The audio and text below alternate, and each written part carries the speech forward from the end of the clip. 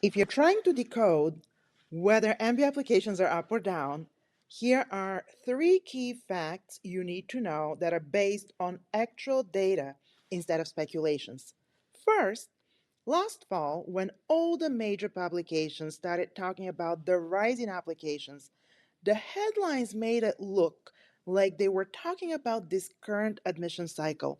But no, that data comes from the GMAC Application Trend Survey, and it reflects applications for the 24-25 academic year, which means it is for the 23-24 admission cycle, the one that concluded last summer, not the current cycle, which is the 24-25 cycle.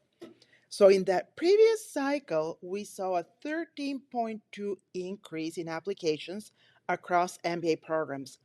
All of the top 15 full-time MBA programs experienced growth, often double-digit percentage increases in applications. But you need to put this growth in perspective.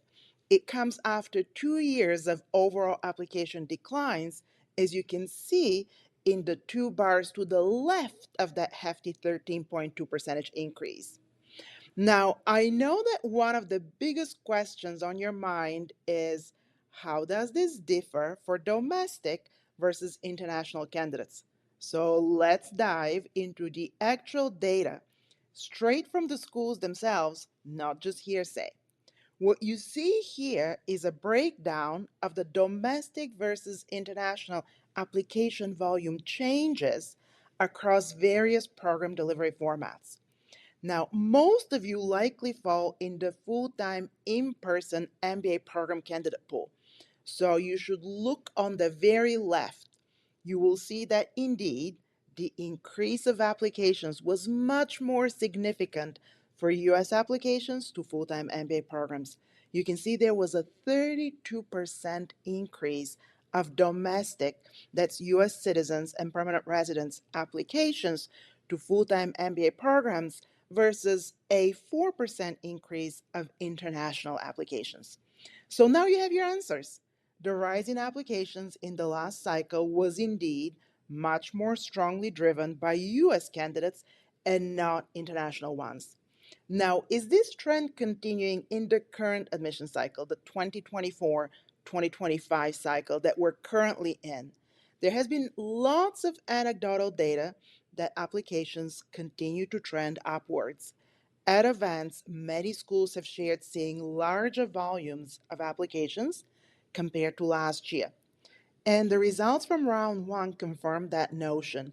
For many candidates, round one became a reality check about just how competitive it's getting. If this has you worried about your odds, I need you to know one thing though. Strong candidates always get admitted, even in the most competitive year. But there is a catch. You need to have a somewhat reasonable list of target schools. This is not the year, not that it ever has been, but even so this year, to go Harvard, Stanford, Wharton, or bust, unless you're willing to go bust. Now, if you're gearing up to apply in round one this fall, the time to start the work is now. And the first thing you should do is assess your leadership track record. In the next video, I have some specific advice and examples of what my successful MBA candidates are doing to strengthen their leadership in the year when they apply.